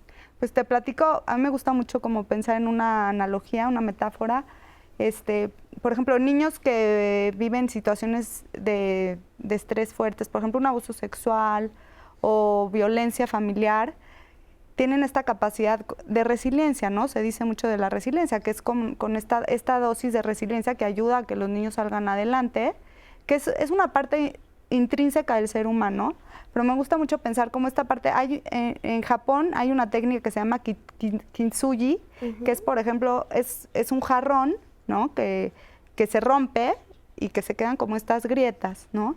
Y es esta manera como de empezar como como si tejiéramos estas grietas con un hilo de oro, porque nunca, por ejemplo, después de vivir una situación difícil, no eres el mismo, ¿no? Entonces, es esta parte como metafórica del jarrón, ¿no? Que después de vivir algo difícil, pues seguramente generas mecanismos que te ayudan a salir adelante y es este hilo, ¿no? Y es más hermoso, ¿no? Es más fuerte, ¿no? Es como que se traduce en esta fuerza, transformación, que es la resiliencia, ¿no? Esta capacidad de como... De sanar, ¿no? Eso es la y en los niños sí se ve, ¿no? A ver, la resiliencia es igual otro concepto tomado de la física, así como estrés, y es la capacidad que tiene la materia de regresar a su forma original una vez que es sometida a presión. O sea, si machacas un pedazo de metal y regresa a su posición, a la forma que tenía antes de machacarlo, entonces significa que ese metal es resiliente. Aplica igual para los seres humanos, o sea, la resiliencia hablaría de hay mucho estrés, mucha presión, que esto genera consecuencias negativas como depresión o ansiedad, la capacidad de regresar desde esa depresión o ansiedad hacia un estado de recuperación, de neutralidad, de normalidad, eso es a lo que llamaríamos resiliencia. De igual forma hay otro concepto que es el de alostasia. La alostasia es la capacidad que tiene el cuerpo de regresar al equilibrio después de ser sometido a estrés. O sea, se aplica presión, estrés, todos los cuerpos tendrían la capacidad como inferida de adaptarse, de regresar, de recuperarse. Ese proceso como tal se llama alostasia. Cuando no se puede generar la alostasia como tal y la carga de estrés es muy alta, hablamos de esa carga alostásica, es cuando se desencadena la patología mental. Ah, muy bien. Escuchamos mucho de repente que dicen, este es el estrés bueno y este es el estrés malo. Y en un inicio, al inicio del programa, tú hablabas de estos conceptos. ¿Nos podrías explicar un poco qué es el estrés bueno y el estrés malo que muchas veces escuchamos? Hablamos de eustrés, que es el estrés, como diríamos, como bueno, o sea, el estrés que te lleva a crecer, que te lleva a desarrollarte, que te lleva a, por ejemplo, el hambre podría ser considerado un estrés que te puede llevar a conseguir alimento, ¿no? Pero si por la adaptación tú no llegas al alimento, pues entonces probablemente estamos hablando de un distrés, o sea, de un estrés negativo. Tal vez como puntualizando así con un ejemplo, podemos pensar que algo muy estresante es el uso de nuestra corteza cerebral para aprender algo, ¿no? O sea, cuando nosotros manejamos, la primera vez que nos subimos un carro, tenemos que pensar en todos los pasos que tenemos que realizar, ¿no? Y es mucha la cantidad de energía que se pone, es muy estresante, casi uno puede sentir que salió un mito por los oídos, ¿no? Pero ya una vez que lo aprende, puedes hasta manejar dormido, ¿no? Dice, no sé cómo llegué hasta aquí. Ajá, y eso es porque ya no utilizamos nuestra corteza, ya no estamos aprendiendo algo nuevo. Ese es un estrés que puede ser como positivo, porque al final nos está dejando como, pues, un aprendizaje, estamos como generando algo como tal. Pero, por ejemplo, si eso nos lleva como a desesperarnos, como a pelearnos con el que nos está enseñando y decidimos que ya no queremos aprender, entonces se va a convertir en un estrés negativo. Al final va a depender un poco como de los efectos y los resultados que genere. O sea, si busquemos, si empieza a sonar la alerta sísmica, obviamente que en todo se va a generar una respuesta de estrés, pero dependiendo lo que nos deje eso, va a ser algo bueno o algo malo como tal, algo que nos pueda dejar miedos hacia futuro o algo que nos pueda dejar aprendizajes que hacia futuro, en la siguiente ocasión, porque sabemos que va a pasar, que suene la alerta sísmica, sepamos qué hacer. Es cuando dicen, por ejemplo, que es un estrés crónico, cuando yo escucho una alerta, una alarma y ya, o sea, ya en automático, o ya nada más estoy pensando que en cualquier momento ya viene el 19 de septiembre y ya va a temblar. O sea, ¿es cuando escuchamos estrés crónico o no? El estrés crónico habla de un estrés que es continuo, pero no necesariamente que viene de afuera. Aquí está tocando una parte muy interesante, que es el estrés no siempre es provocado por factores externos. También nuestra realidad interna puede generarnos estrés. Entonces, por ejemplo, si todo el tiempo estamos pensando que va a sonar la alerta sísmica, pues va a haber mucho estrés crónico, pero estamos generándolo nosotros, no viene de un peligro real. Claro, así es. Bueno, los invito ahora a ver este testimonio y regresamos ya casi a la parte final del programa. Yo viví en una familia estresante porque mis papás se separan desde muy pequeña, bueno, yo tenía 15 años, entonces yo me quedo a cargo de mi casa como mamá de mis hermanos. Mi papá trabajaba, trailero, y bueno, yo al hacerme cargo de la casa, de todas las labores, y también de mis hermanos, pues digamos que fungí el papel de mamá, más mi rol como estudiante. Entonces era una situación muy estresante. En el momento yo no sabía que era estrés hasta que en la secundaria se empezaba a hablar de ese término, estrés. Si a mí me hubiesen preguntado en ese entonces, yo hubiera dicho que era a las prisas, siempre de malas, siempre intolerante, mi papá agresivo, yo también en su momento pues a las prisas, con ansiedad. Más que nada era ese ansiedad de querer hacer todo. Así fue toda mi vida, estresante, a prisa, con ansiedad. Me caso, se repite finalmente este patrón, estresante. Tuve una hija, pero bueno, finalmente me separé a los 3 años. Igual era una situación de estrés, por lo consiguiente, porque en ese caso mi estrés era también el rol de querer cubrir todo, porque en ese entonces mi esposo no trabajaba, no tenía, digamos, que un trabajo fijo, y entonces yo tenía que cubrir todo el rol de proveedora en la casa, más el rol de mi trabajo, más el rol del ama de casa. Finalmente sí se repiten, los patrones sí se repiten, porque me doy cuenta ahora el no control de las emociones. Entonces pues me lleva a la ansiedad, me lleva de pronto al resentimiento, y se repiten patrones, tal vez a lo mejor de mi papá, de pronto también a la expareja. Entonces dice, hasta que no se rompe ese patrón en un programa, en terapia, en alguna sanación, se rompe, y ya es cuando me empecé a dar cuenta de lo que estaba yo viviendo. Me resta agregar que todos y cada uno de los individuos en algún punto de la vida sí tenemos que curar, sanar, más que curar, sanar, y que si no se sana, se transmite. Bueno, pues muchísimas gracias. Gracias por este testimonio que nos da para Diálogos en Confianza. Y también queremos agradecer a todas las personas que nos están escribiendo, que se están comunicando a través de nuestra línea telefónica. Y bueno, también nos están, Lino, mencionando, nos dan algunos nombres de medicamentos, de que si son adecuados, de que si causan adicción.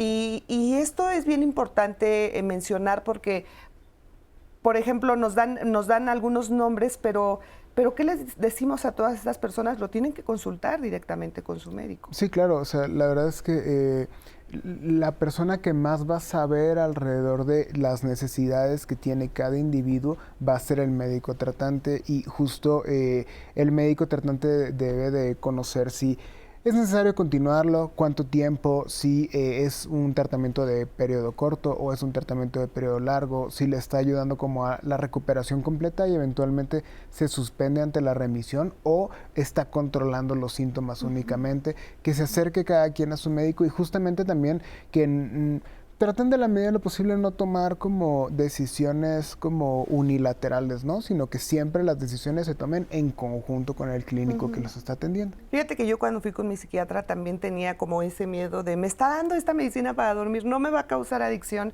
y se lo tienes que preguntar a tu médico. Y además, por ejemplo, pues en mi caso sí me dieron así como de tú vas a estar en tratamiento, esperamos 6 meses. ¿No? O sea, ya te van como asesorando y te van...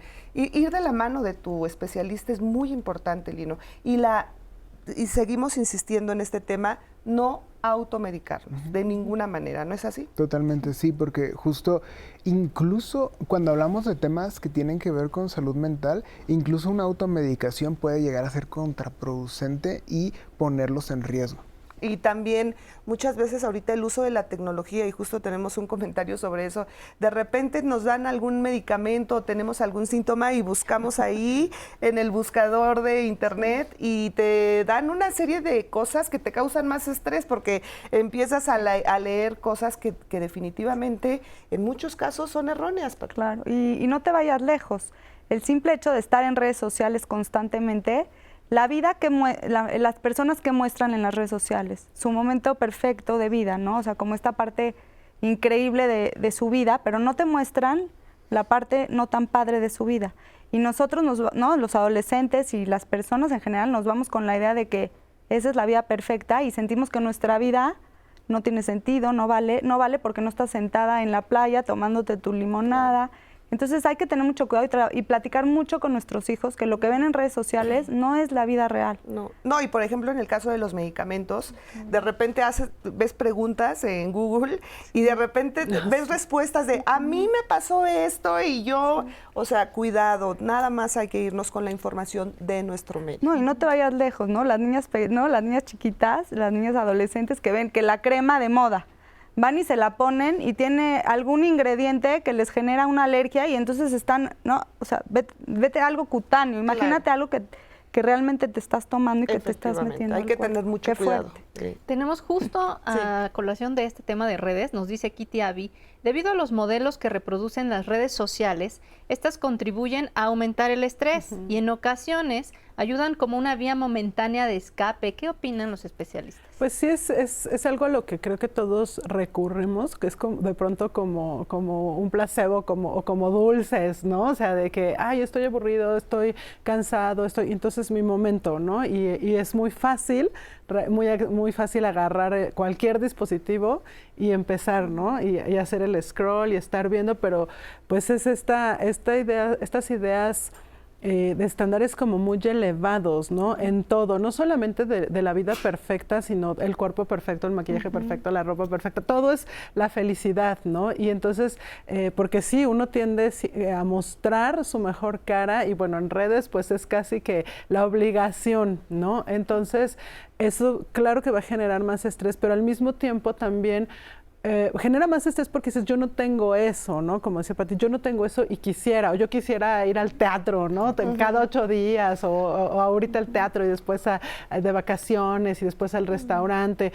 Pero también al mismo tiempo es esa vía de escape donde uno ve esa parte bonita que quisiera, ¿no? Entonces, por eso se busca de alguna manera, como esta parte bonita o esta parte divertida o esto que me está jalando de la realidad que me está doliendo. Así es. No dejarse llevar, ¿no? Oigan, y justo tenemos un programa donde hablamos de tecnopatías y lo invitamos, espero que ya haya bajado su aplicación de 11 más, porque ahí va a encontrar todos estos programas y este programa también muy interesante, así que lo invitamos, es completamente gratuita en la tienda de aplicaciones 11 más y pues ahí podrá ver todos los programas de Diálogos en Confianza y por supuesto en vivo. Oigan, se nos acaba el tiempo, les quiero agradecer, nos queda minuto y medio ya para irnos, pero me gustaría comenzar contigo, Lino, 30 segunditos, ¿con qué nos quedamos de este programa? ¿Cuál sería tu conclusión? Yo solo les diría que no nos hagamos con la idea de que el estrés es como de forma absoluta algo negativa. No, el estrés es algo que no podemos evitar, el estrés es algo a lo cual nos tenemos que enfrentar, y aunque de repente podamos pensar que unas vacaciones son la mejor forma de disminuir el estrés, esa no es la forma de enfrentarlo. Esa ayuda, sí, pero siempre tenemos que encontrar formas novedosas de afrontar el estrés. Muy bien. Muchas gracias por estar aquí. Muchas gracias.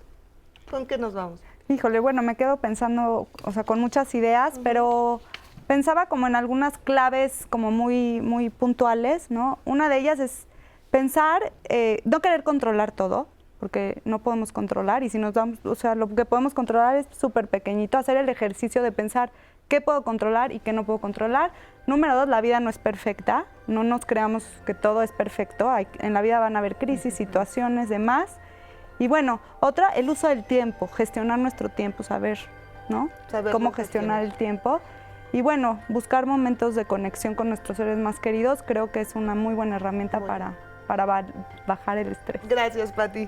Armandina. Yo me quedo con el autocuidado, la importancia también del autocuidado, el poder aprender a gestionar mis emociones, hacer ejercicio, buscar algo que sea saludable, que de manera saludable me saque de eso que no me está gustando, y bueno, rodearme de las personas que puedan apoyarme y las ayudas que sean necesarias, terapéuticas o no. Muchas gracias. Muchísimas gracias. Gracias por estar aquí. Gracias también a ustedes por acompañarnos. Gracias, Azucena. Sí, nos vemos el gracias. Nos vemos el martes. próximo martes y lo invitamos a que continúe con nosotros en la señal del 11. Hasta la próxima.